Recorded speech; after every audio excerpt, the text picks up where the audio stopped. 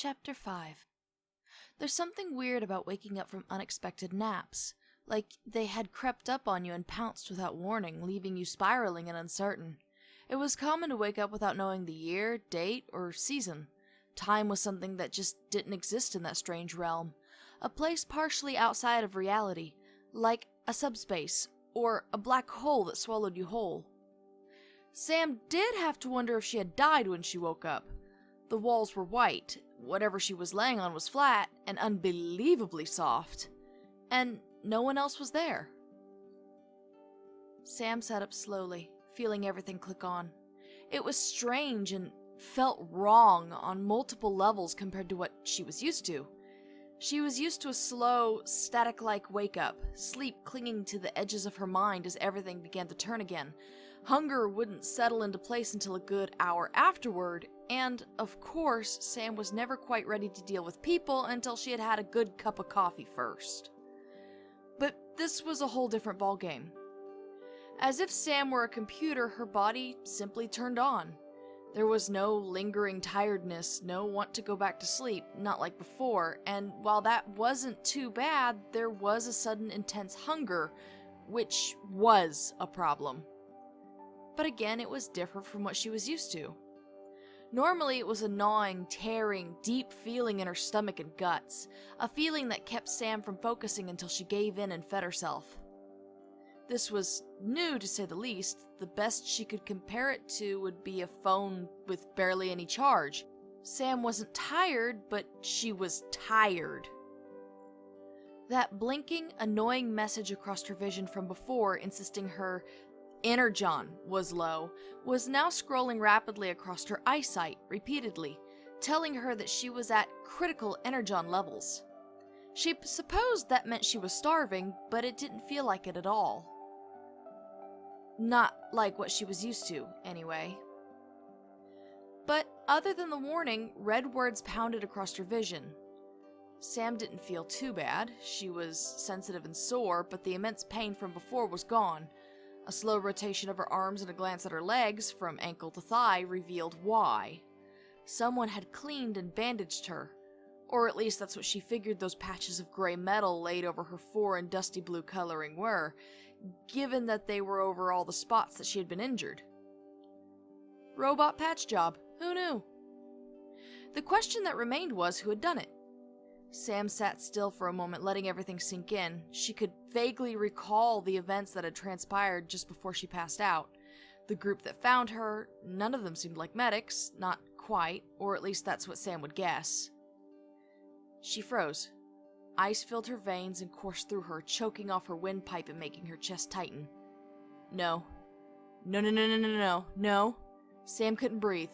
There was a terrible lump in her throat. She wanted to cry, but there was no burn behind her eyes, no wetness, as if she were denied that simple ability. For a moment she was terrified. Her hands shook, her body rebelled, and everything was spinning. Hunger combined with what she supposed was fear and adrenaline caused a nasty cocktail of sickening feelings throughout her body. Where was Bluestreak? The terror from before, from being injured, finding Bluestreak, being attacked and chased, falling, it all came washing back like a powerful tide. That group. What if they had handed them over to those robots from before? What if she was being kept here for something nefarious, while they did something horrible to Bluestreak? Sam wouldn't let them. She wouldn't. Grimacing and swinging her legs off the side of the bed, she let her feet touch the metal floor for a moment. The patched injuries pulled slightly and began to heat up, almost like it was paralleling the throbbing Sam knew would be there if she were still human. No. She was still human. This was just... Sam didn't know how to explain it. But she didn't need to explain it. She didn't need to justify it. Not right then, no. Bluestreak came first and foremost. With a scowl, Sam shoved off and onto her feet, and almost fell flat on her face. Her legs trembled and tried to bow out from under her several times, as if she had spent too long in the water, leaving her body heavy and resembling jelly. Nothing wanted to work right, and that annoying critical energon levels message now pulsated and swam in front of her vision. She didn't necessarily feel nauseous, but she felt almost sick. Like her stomach was rolling and turning, but not quite. It was different, but she didn't know how it was different. Sam ignored it. She pushed it to the side and began making her way across the room. There was a door, soft gunmetal gray, against the far side of the wall. It was smooth to the touch, and no matter how she ran her hands over it when she reached it, there was no doorknob, handle, or indention to open it with. Feeling a scowl working its way over her face in frustration, Sam ran a hand down the wall beside the door.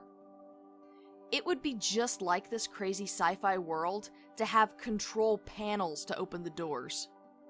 Thankfully, her hunch turned out to be halfway correct, and her fingertips sank into a panel similar to a button. There was a soft beeping noise and the door slid open, retracting into the wall seamlessly. On a warpath to find her baby, Sam shouldered her way through, her legs still wobbly underneath her. The next room was just as white. Tables, like the ones Sam had woken on, were lined up along the opposing wall, and various monitors and strange tools were laying around on some of the empty tables. A strange device, almost like a computer, was glowing off to the side with strange charts on the monitor that she didn't understand.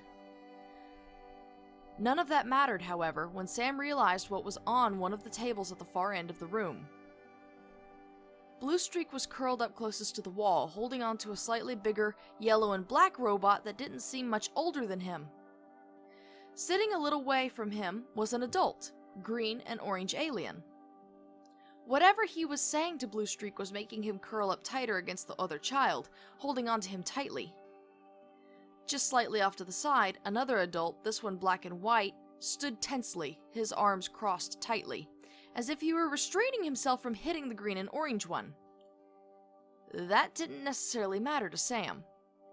What mattered was that he was distressing her baby. Shoulders pulling up nearly level with her head, Sam began marching over toward them. Oh hell no! If this asshole thought he could get away with bullying her baby, he had another thing coming.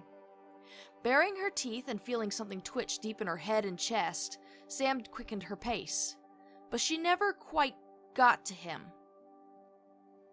Bluestreak caught sight of her coming down the length of the room. Utter relief and joy raced over his face, and he reached for her, silently pleading for her to hold him. Drawn by Bluestreak's shift in attention, the adult looked over his shoulder.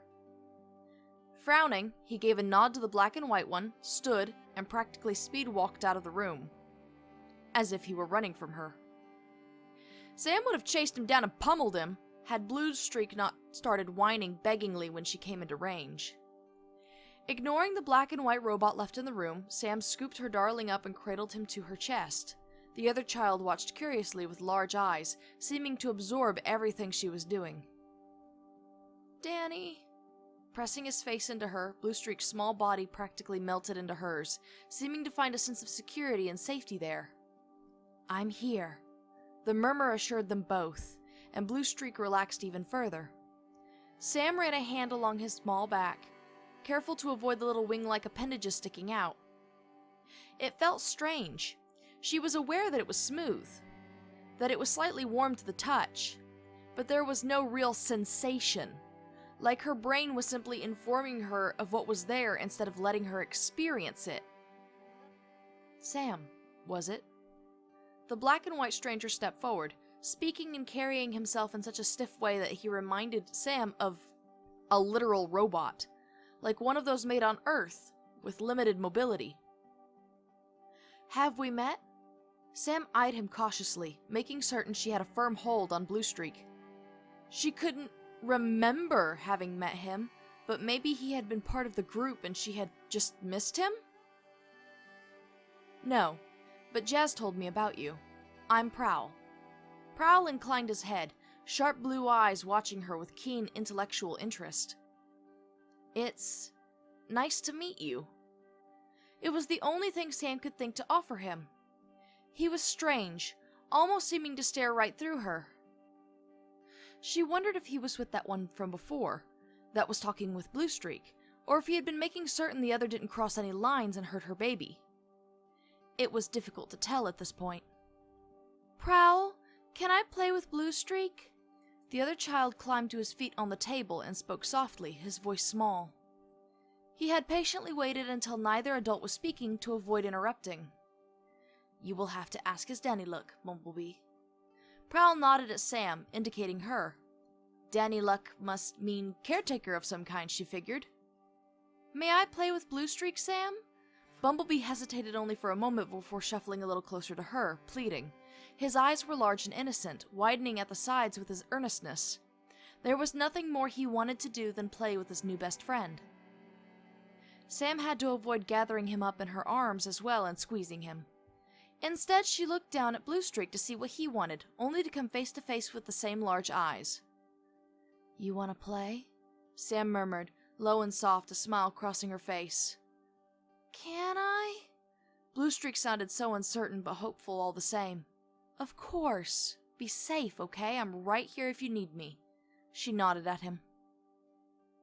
"Yay! Come on, Blue. I'll show you my data pads." Bumblebee climbed off the table and danced around Sam's feet eagerly, a pure ray of sunshine. Setting the giggling child down gently, Sam watched them both race off.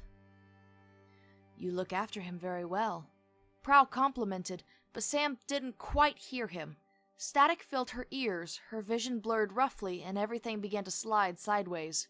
Her knees buckled, and the floor was rushing up to meet her. A smooth, metal hand grasped her upper arm firmly, halting her descent.